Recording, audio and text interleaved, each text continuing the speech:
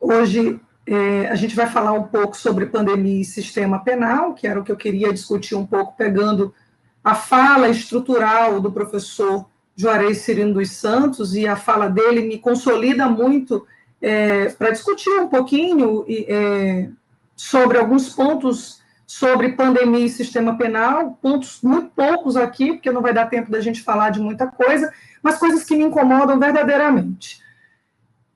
Assim como o professor Juarez explanou, eu penso que não tem como nós analisarmos o sistema de justiça criminal sem uma conjuntura política, econômica, social. A criminologia nos coloca isso, seria muito precário e muito simplista e reducionista, né? Muitos fazem isso analisando por dentro do próprio sistema, isso não é suficiente. Isso, a gente sai, como eu brinco com os meus alunos, nós saímos do nada para lugar nenhum, quando a gente analisa o sistema jurídico por dentro dele mesmo, até porque o direito é extremamente pobre, né? Então, nós não conseguimos observá-lo por dentro dele mesmo. A criminologia, ela nos dá essa segurança, essa estrutura sociopolítica, para que nós possamos analisar por fora do sistema, e essa realidade política grave que nós temos, explanada pelo professor Juarez Cirino dos Santos, ela é fundamental para que a gente possa observar, né, de forma crítica, o sistema de justiça criminal brasileiro. Nós estamos lidando com um negacionismo muito severo em relação, agora em tempos pandêmicos, né?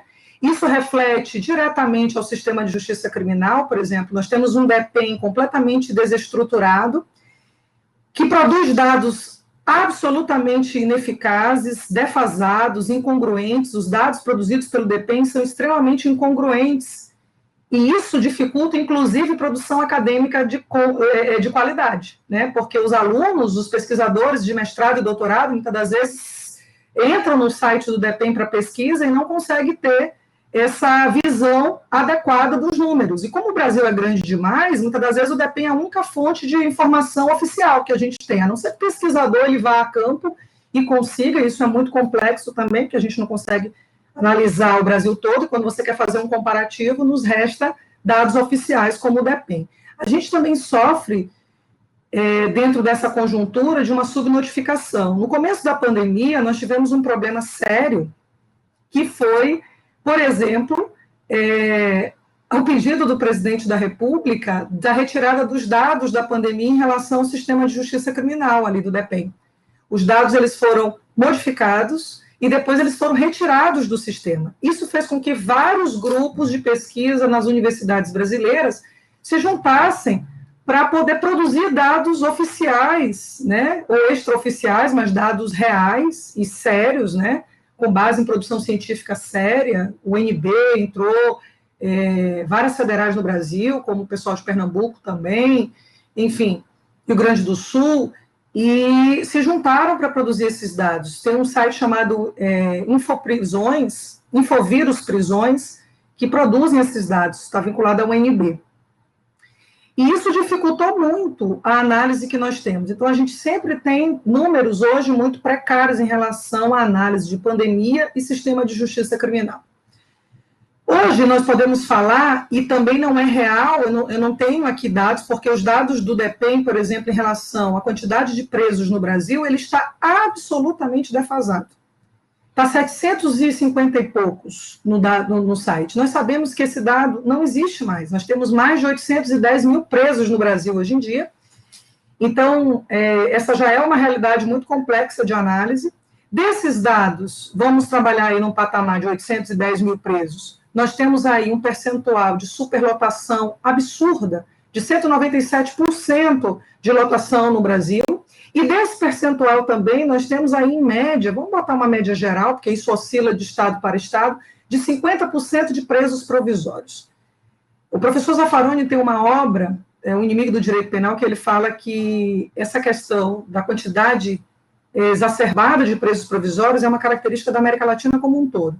No Brasil, especificamente, isso não é diferente, mas isso atinge diretamente um Estado democrático de direito, porque o sujeito ele não pode ficar anos esperando um julgamento que afronta vários princípios do processo penal e a própria estrutura do Estado democrático de direito. Então, ou seja, a gente tem uma conjuntura aí muito grave de déficit de vagas, de superlotação, de afronta a direitos humanos e fundamentais. presos provisórios excessivos, a excessiva quantidade de presos provisórios esperando julgamento, já tivemos casos do sujeito esperar mais de 10 anos por um julgamento, e dentro desse contexto também, né, de 810 mil presos, a Fiocruz recentemente fez um relatório e explanou, né, comprovou que a maior quantidade de mortes no sistema prisional não é por rebelião ou por qualquer ato de violência. Claro que a gente tem mortes nesse sentido também, mas sim em relação a mortes, em relação à saúde. Isto significa que o contexto de execução penal no Brasil, ele é um contexto muito precário, muito problemático, de afronta direta a normas nacionais e internacionais também. Né? O Pacto de São José da Costa Rica, as regras de Bangkok, as regras de Mandela, todos esses pactos estruturam uma execução penal completamente atinente a determinações internacionais, e nós não cumprimos isso. O professor Luiz Carlos Valois, que é um juiz de execução lá de Manaus, ele tem um livro sobre o estado de coisas inconstitucionais, ele diz assim, será que nós temos alguma prisão legal no Brasil? Porque se todas as prisões que nós temos, elas afrontam o que determina a lei de execução penal, por exemplo, colocando só em nível de lei ordinária, né, sem trabalhar tratados internacionais, nós não temos nenhuma prisão legal no Brasil. Eu achei tão simples esse raciocínio, mas tão profundo esse raciocínio, porque é tão óbvio que a gente não consegue pensar sobre isso devidamente. Pensando sobre essa quantidade de mortes no sistema prisional brasileiro, o Brasil aponta no site do governo brasileiro que nós tivemos até hoje só 176 óbitos por Covid nas prisões. Não sabemos se isso é real, certamente esse número é bem maior, porque nós temos um número de infectados bastante elevado, né? Então, a gente realmente não sabe em que pé está o Instagram do Infoprisões, Infovírus Prisões, eles sempre colocam informações atualizadas por estados, mas a gente realmente não tem isso em relação ao DEPEN. Dentro desse, né, com esse cenário todo caótico, inclusive que o professor Juarez já fez essa explanação geral, nós temos o que o Supremo Tribunal Federal chamou, em 2015, fruto de uma DPF, a DPF 347, interposta pelo PSOL, na época, do estado de coisas inconstitucional, que é um termo colombiano, e importado para o Estado brasileiro, onde o Supremo decretou esse estado de coisas inconstitucional em relação ao sistema prisional brasileiro, dizendo que acontecia aqui no Brasil uma violação generalizada e sistêmica de direitos fundamentais dentro dessa conjuntura de execução penal. Isso significa também que isso também não é nenhuma novidade, né? Há muito tempo nós temos esse estado caótico. E eu digo, né, com base na criminologia, nos estudos da criminologia, que é uma crise permanente, essa é uma crise permanente cujo objetivo nunca foi para ser solucionado. Ou seja, será que o Estado, será que o sistema de justiça criminal, especificamente a execução penal, ele está em crise mesmo? Ou ele foi construído para funcionar dessa forma? O professor Juarez falou ainda há pouco, ele fala sempre em suas obras que a estrutura capitalista selvagem, ela é um importante pilar de manutenção desse caos na execução, desse caos no sistema de justiça criminal. Né? Porque quem sai volta, e essa desigualdade social, ela promove também, sobretudo, esse descompasso e essas violações, e também a seletividade penal, porque nós sabemos que o sistema é extremamente seletivo, né? Porque se fosse um sistema coerente, né, se todos nós cometemos crimes, muitos de classe média alta estariam presos e não estão. Né? Nós sabemos que o sistema ele se estrutura por um meio de seletividade penal. Bom, então o Supremo decretou esse estado de coisas inconstitucional, considerando também o que é uma política de superencarceramento, né? Para tudo se quer direito penal. Então, nós atolamos o sistema E ainda queremos que ele seja um sistema que ressocializa plenamente, que nós não sejamos incomodados por violência aqui fora, mas nós aplaudimos toda uma política caótica, uma política criminal caótica. E ela, como o professor Juarez Cirino dos Santos colocou, ela não é uma desenvoltura isolada, né? Ela é fruto de toda uma conjuntura política, econômica e social.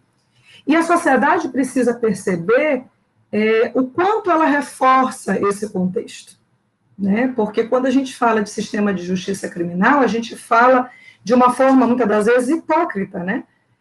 Bandido bom é bandido morto, mas é o outro, né? Pode esfolar, pode matar, pode torturar, pode bater, mas a gente só quer que aconteça com o outro, porque se for a gente preso, né, nós mesmos, ou alguém da nossa família, ou amigos, a gente quer que todos os direitos sejam resguardados.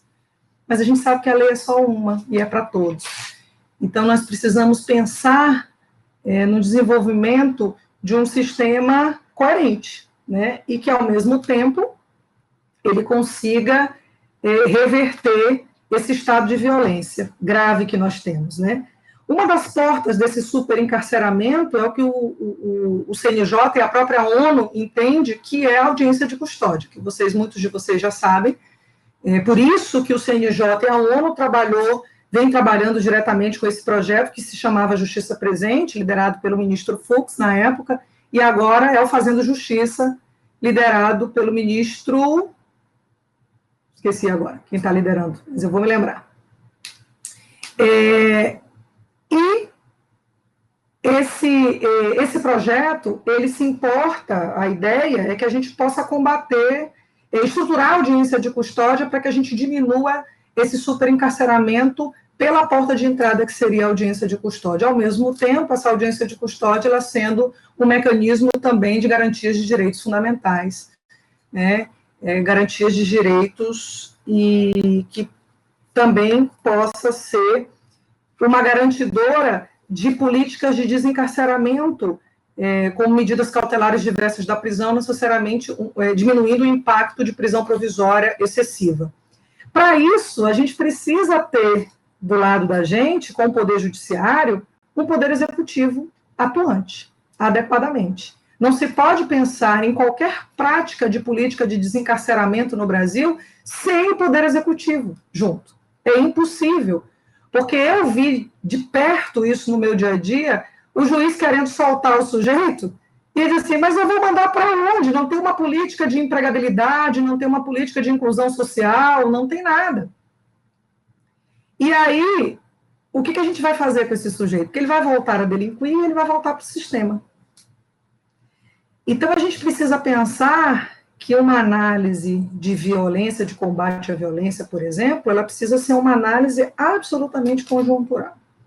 E isso eu chamo a atenção de vocês que nos ouvem, para a gente pensar juntos sobre isso. E também pensar se esse modelo de prisionalização implantado no Brasil é um modelo adequado para isso.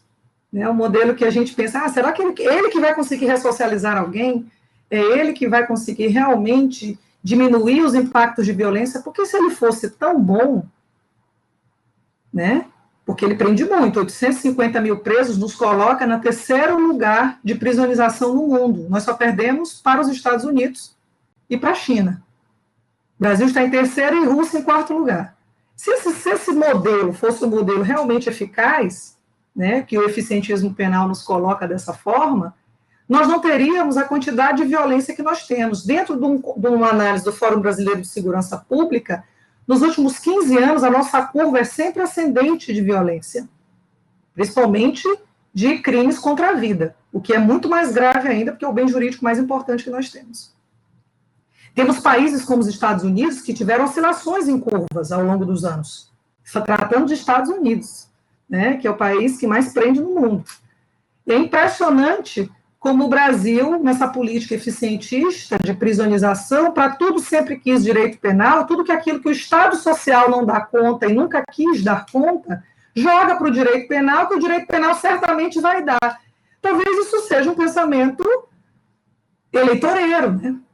E aí eu jogo para vocês pensarem sobre isso, né? Uma política eleitoral importante, porque eu nunca vi, porque todo mundo sabe que quando o sujeito vai investir um discurso eleitoreiro, ele quer um discurso rápido para que ele consiga votos. E ele sabe que se ele investir em Estado social, ele não vai ter esse retorno imediato.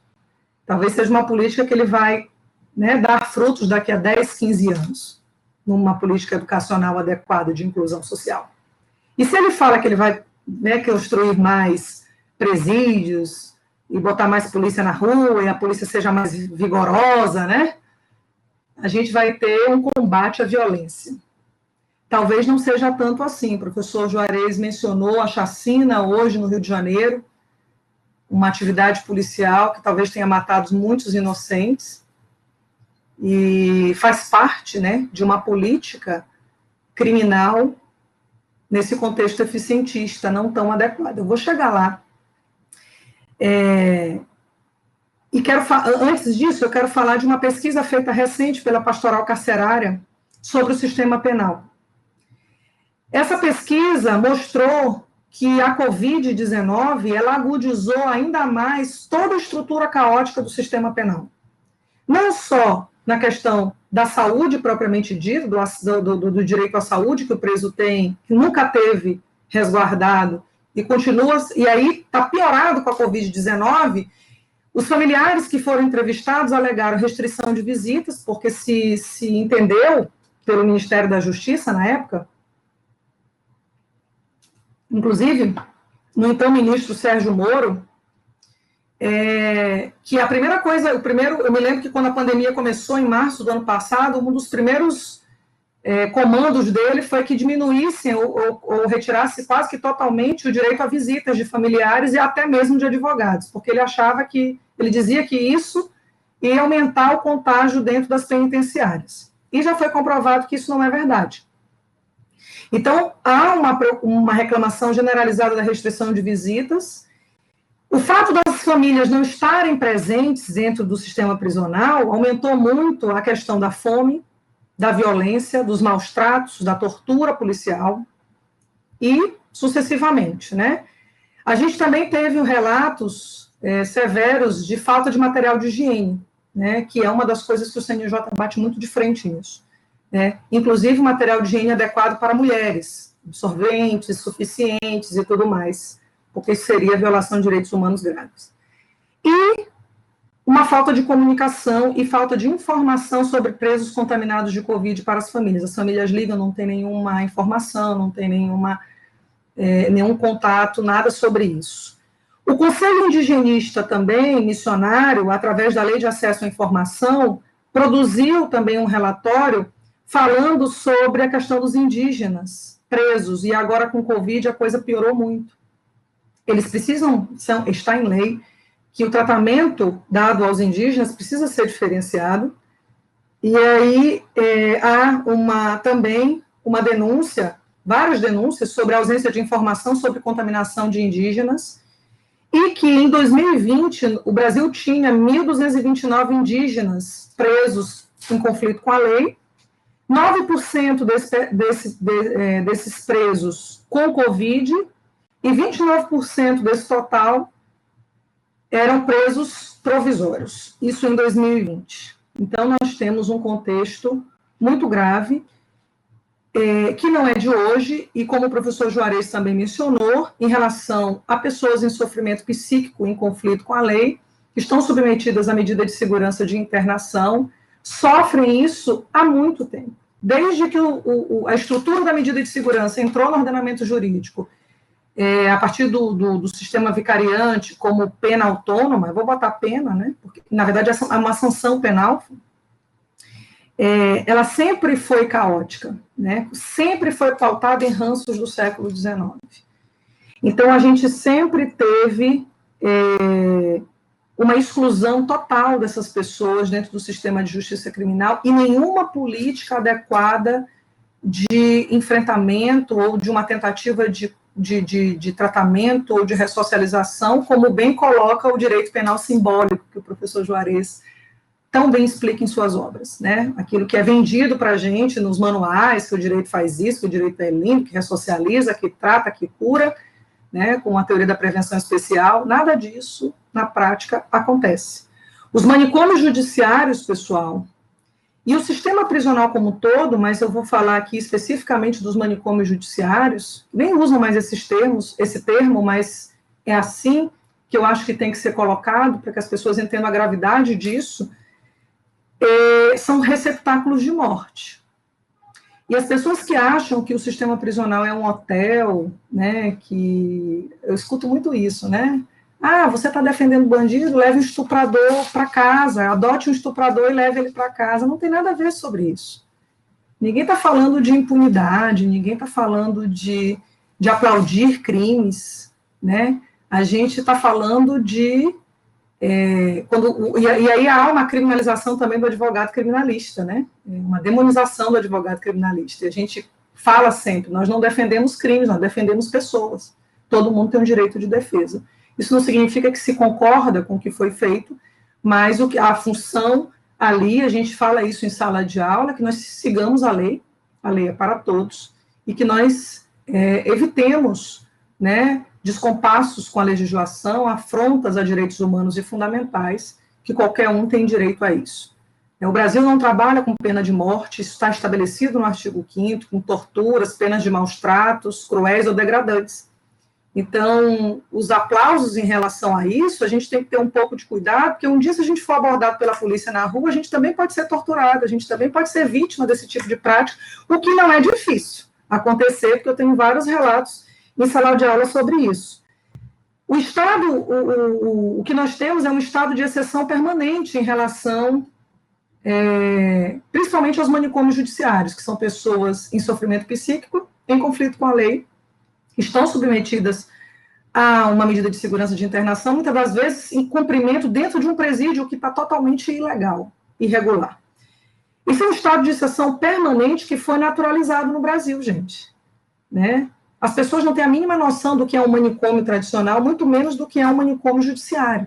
E começam a falar um monte de besteira, a começar quando um crime muito midiático, como foi o caso agora do caso Henry, dizendo assim, quer ver como advogado bandido, vai já dizer que o sujeito tem uma deficiência mental, é doente mental, e vai beneficiá-lo com a medida de segurança? Quer ver como vai acontecer? Quer dizer, as pessoas elas têm uma ideia muito equivocada da medida de segurança, como se a medida de segurança ela fosse um benefício ao sujeito, ela é a pior sanção penal dentro do ordenamento jurídico brasileiro.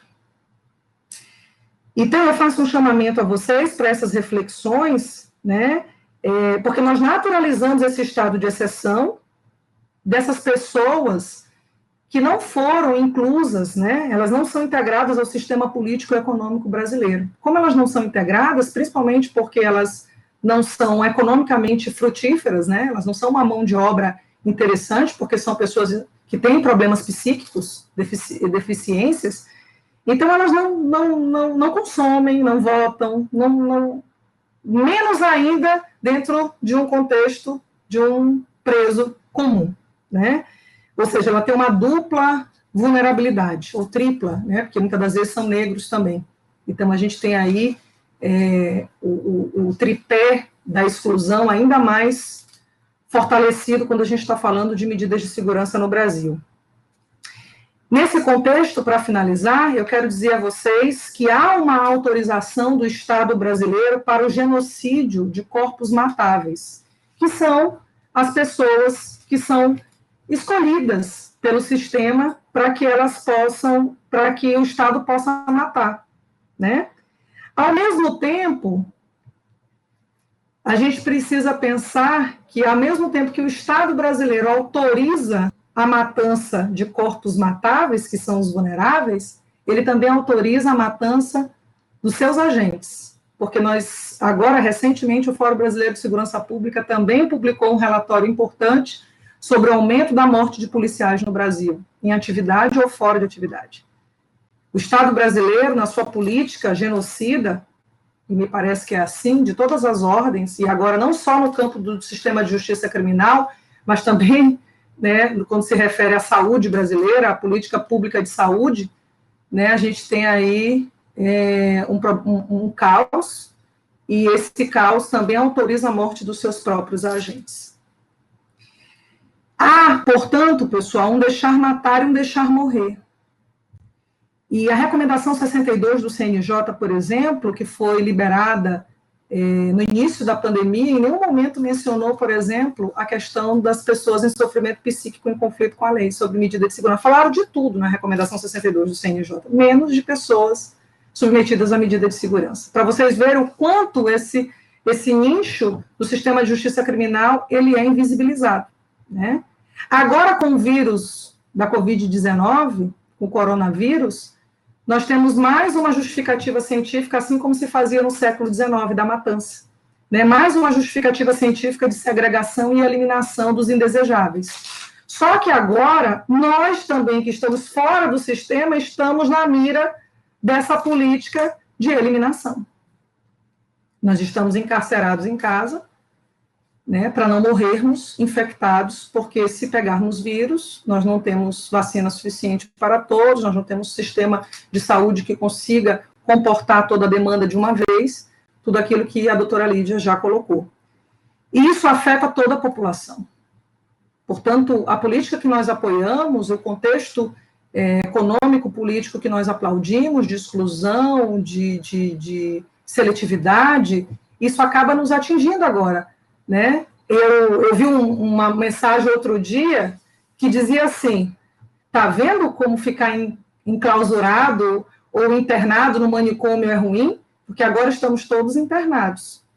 E todos sofrendo de questões psíquicas graves, porque a pandemia nos causa um problema de saúde mental muito sério, e a OMS já detectou isso, né, nos colocando sobre o alerta sobre os problemas mentais que nós podemos ter fruto da pandemia.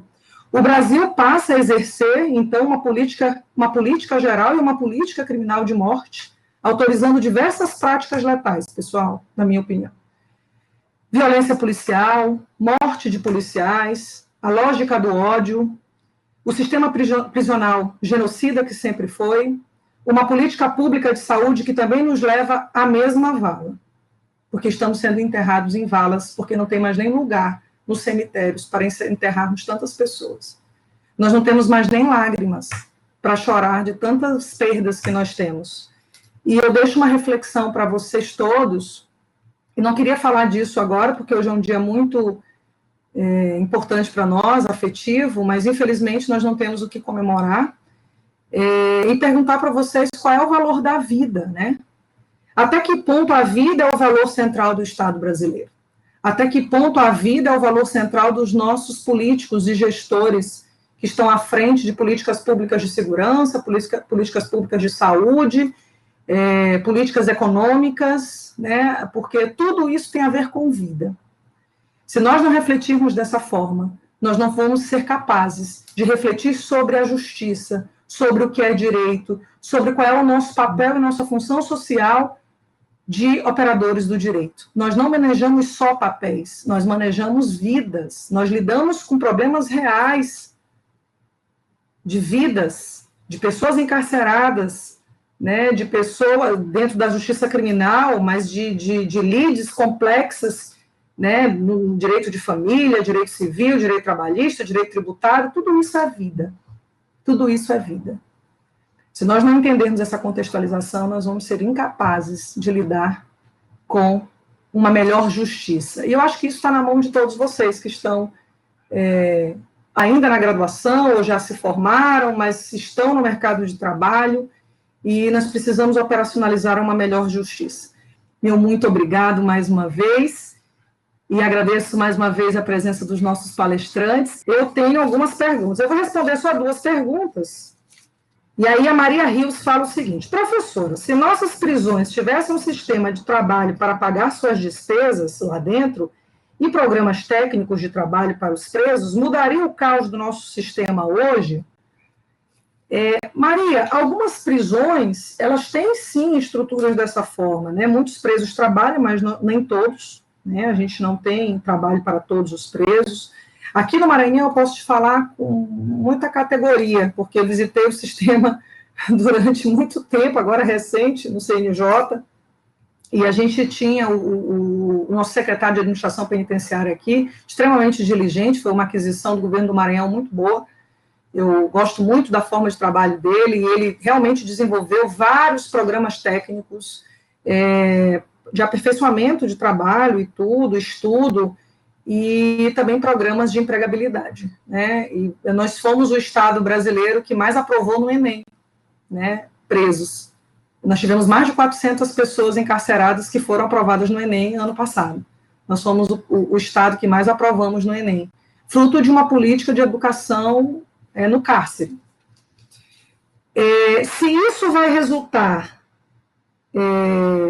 numa melhoria do caos do nosso sistema, aí é uma outra complexidade. Eu posso te dizer que talvez isso resultaria numa consequência de egresso, ou não, porque quando o sujeito sai do sistema prisional, nós temos também uma série de contextos problemáticos, estigmatizações, continua a seletividade, porque você trabalhar com a empregabilidade de um ex-detento é preciso um trabalho forte em relação a isso. Por quê? Porque a sociedade não quer empregar, a sociedade não quer nem nos dar emprego quando a gente estudou.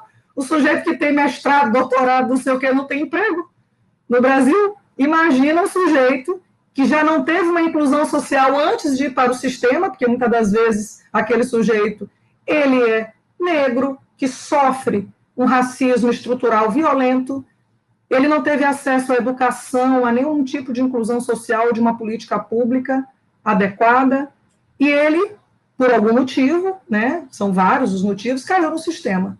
Quando ele sai pior do que ele entrou, nada ressocializado, estigmatizado como ex-detento e muitas das vezes faccionado, que é uma outra questão que a gente pode discutir em outro momento. Então, por quê? Porque a conjuntura do caos dentro do sistema de justiça criminal vem de outras fontes, né? Como o professor Juarez falou, são muitos problemas, e é por isso que ninguém até hoje ganhou o Prêmio Nobel das Ciências Criminais, né? Porque são muitos dilemas que estão envolvendo esse contexto. Outra pergunta: o trabalho prisional seria um bom começo para evitar que cadeias sejam escolas para o crime? Sim, acho que o trabalho é fundamental. O sujeito precisa ter uma condição de aprendizado para que, quando ele saia, ele possa trabalhar de alguma forma. O problema é que, escola para o crime, a gente tem um problema de facção muito grave dentro do sistema. Muitas das vezes o sujeito quer ir para uma outra vida e ele não consegue, ele é obrigado a ficar dentro do crime porque ele está faccionado, sim. E essa é uma realidade muito presente o PCC domina todos os presídios brasileiros, inclusive na América Latina, né? Já saiu do Brasil há muito tempo. E a Camila Nunes Dias, que é uma grande especialista em PCC, ela fez um livro maravilhoso, professora de uma universidade de São Paulo, acho que é da Unifesp, estava até no Bial, teve uma época que ela estava no Conversas com o Bial, ela tem 2 grandes obras sobre o PCC, ela explica exatamente como é que o PCC conseguiu se estruturar e se fortalecer no Brasil. Então, é muito complexo isso, mas eu não tenho dúvida de que o trabalho é necessário. Né? O sujeito não só trabalha, mas ele precisa aprender a ter uma profissão que ele nunca teve, muitas das vezes, estudar, para ele ter uma nova viabilidade de sobrevivência. Né? Um sistema penal seletivo, a Emanuele aqui, violento e torturador, impede que haja, inclusive, até o falar da ressocialização? Com certeza. Com certeza. É complicado nós falarmos em ressocialização dentro de um sistema desse, com essa estrutura seletista, racista, classista, violenta, torturadora e genocida. Não temos como. Né? É muito complexo. Então é isso, pessoal. Eu espero que eu tenha sanado um pouco e perturbado vocês, porque a ideia aqui não era eu falar nenhuma verdade, mas sim perturbá-los. O professor Celino já fez essa prática aí.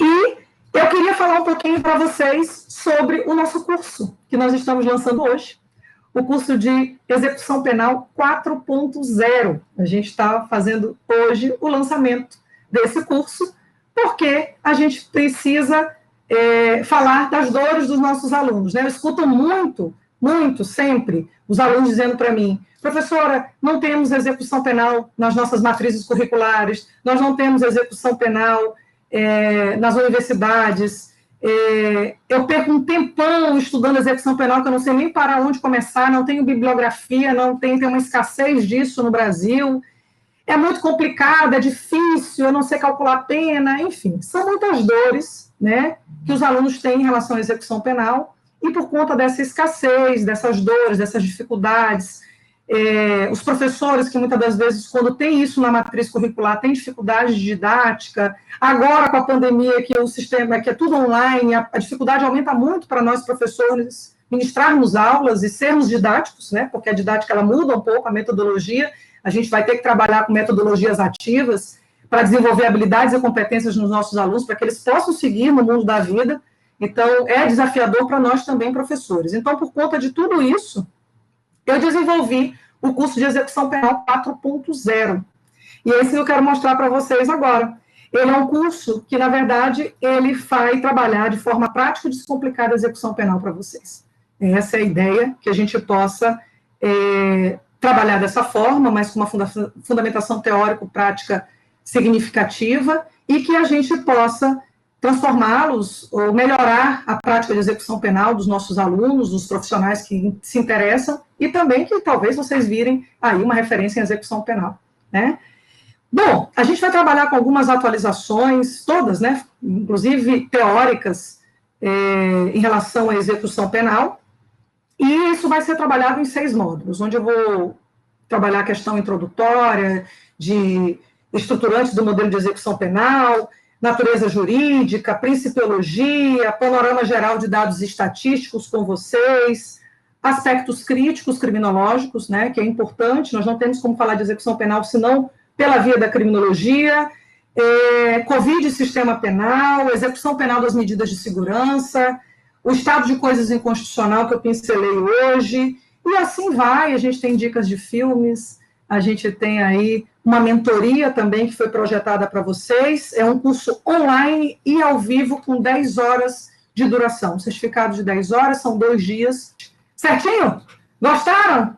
E a gente ainda vai ter, nesse sentido, um monte de bônus para dar para vocês. A gente vai ter roteiro de estudos e pesquisas, um e-book de biopolítica e direitos humanos entre desigualdades e resistências, que nós vamos distribuir para vocês, acesso à gravação do curso por 60 dias, para quem não puder assistir ao vivo, sorteio de livros e outras garantias. Se o sujeito odiar, paguei, odiei, tem 7 dias para desistir, a gente devolve o dinheiro, sem problema nenhum, que é um direito do consumidor, né? Então, eu espero que estejam conosco.